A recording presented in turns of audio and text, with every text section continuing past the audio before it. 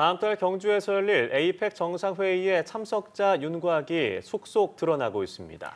도널드 트럼프 미국 대통령과 시진핑 중국 국가주석의 방안은 거의 가닥이 잡혔는데요. 반면 러시아와 북한의 참석은 어려워진 분위기입니다. 김민아 기자입니다. 다음 달 31일부터 1일까지 경북 경주 일원에서 열리는 2025 에이펙 정상회의. 50여일 앞으로 다가오면서 주요 참석자 윤곽이 드러나고 있습니다.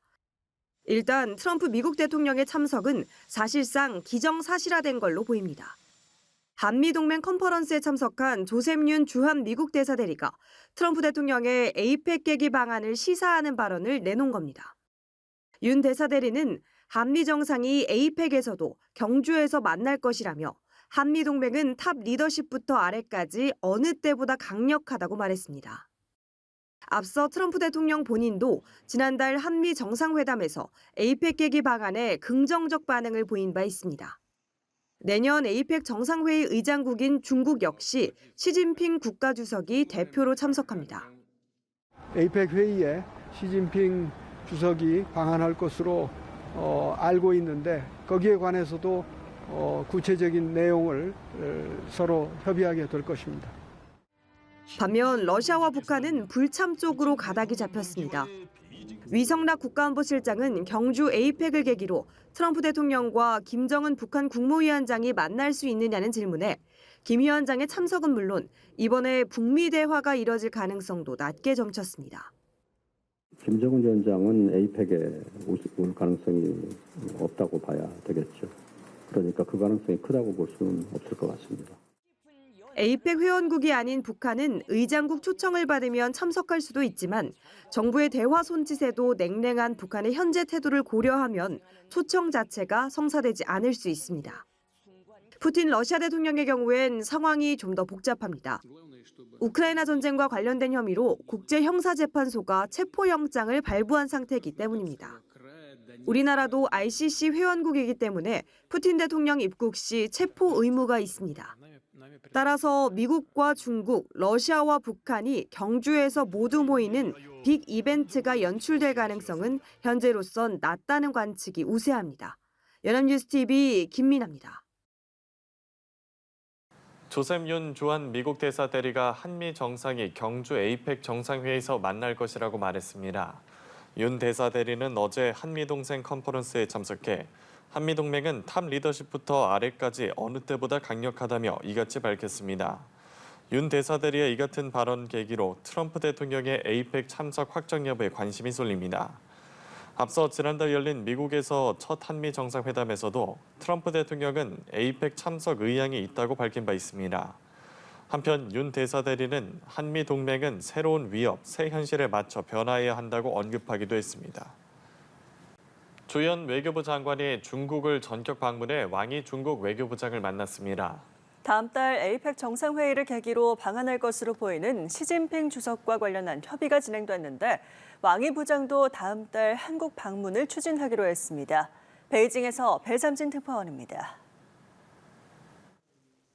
조현 외교부 장관을 반갑게 맞는 왕이 중국 외교부장.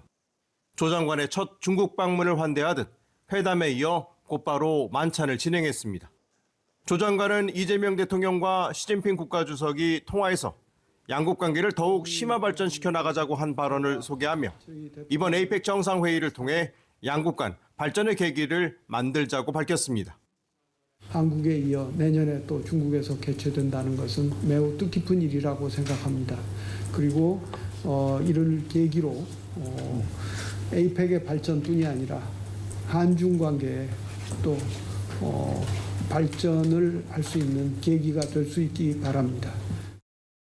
이 자리에서는 다음 달 경주에서 열리는 에이펙 정상회의를 계기로 시진핑 국가주석의 방안과 관련한 구체적인 협의가 진행됐습니다. 왕 부장이 사전 답사차 다음 달 한국을 방문하기로 하면서 방안은 확실시되고 있습니다. 왕 부장은 최근 중국 어민 구조 작업 중 한국 해경이 순직한 사실 등을 언급하며 양국이 명실상부한 전략적 파트너가 되자고 강조했습니다. 我们双方应当坚守建交初心，坚定睦邻友好方向，坚持互利共赢目标，做名副其实的战略合作伙伴。 회담 이후 특파원단을 만난 조 장관은 한반도 비핵화 문제는 물론 중국의 서해 불법 구조물 설치와 관련해서도 조속한 해결을 촉구했다고 설명했습니다. 중국 내부에서는 최근 한 달 사이 이재명 대통령의 특사단에 이어 우원식 국회의장, 조현 장관의 이어진 방중에 기대와 관심을 드러냈습니다. 实则是通过实用主义的外交策略，在经济、安全、地区博弈等多个维度寻求突破。 중국 관영 매체들은 한국이 미국의 관세와 투자 압박 탓에 균형 외교의 중요성을 인식하게 됐다고 주장했습니다. 중국 언론들은 외부의 간섭을 배제하고 한중 양국이 자유무역 체제의 수호자가 되자며 양국이 미국의 일방주의와 보호무역 확산에 공동 대응하자고 촉구했습니다. 베이징에서 남뉴스TV 배삼진입니다. 조현 외교부 장관은 다음 달 경주 에이펙 정상회의를 계기로 시진핑 중국 국가주석이 한국에 방문할 가능성이 크다고 밝혔습니다. 조 장관은 어제 취임 후 처음으로 중국을 방문해 왕이 외교부장과 회담을 한 뒤 특파원들과 만나 시 주석의 방안이 확실한 것으로 느꼈다고 말했습니다. 그러면서 방문 성격은 아직 논의되지 않았지만 만약 에이펙 정상회의에 시 주석이 참석하게 되면 그것을 계기로 양자 방문도 추진할 수 있다고 덧붙였습니다. 또 한중 간에는 수시로 외교장관 회담이 필요하다며 다음 달 왕 부장의 방한 추진에 관해서도 양국 논의가 이뤄졌다고 전했습니다.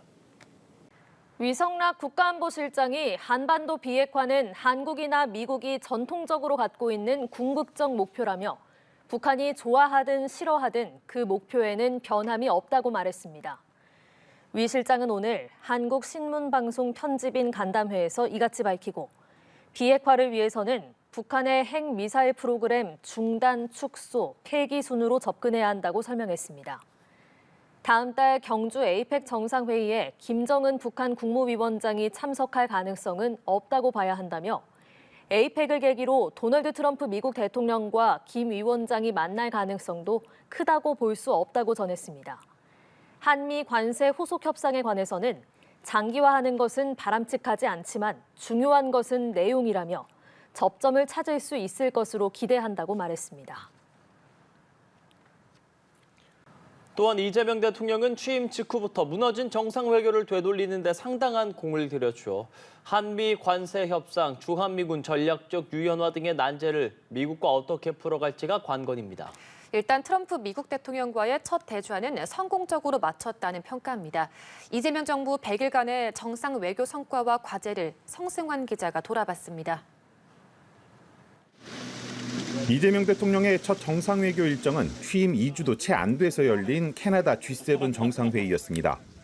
계엄 탄핵 정국으로 한동안 멈췄던 정상외교의 재가동을 알리는 다자무대였는데 이틀 동안 9개 국가 정상들과 양자회담 일정을 소화했습니다. 특히 이시바 일본 총리와 첫 정상회담에서 한일 간 미래지향적 관계 발전의 뜻을 모았고 이는 지난달 두 번째 만남의 밑거름이 됐습니다. 오늘을 계기로 양국 정상 간 셔틀 외교도 재개되었습니다. 이는 민주 대한민국의 복귀 이후 한일 관계가 조속히 정상 궤도에 올랐음을 보여주는 것입니다.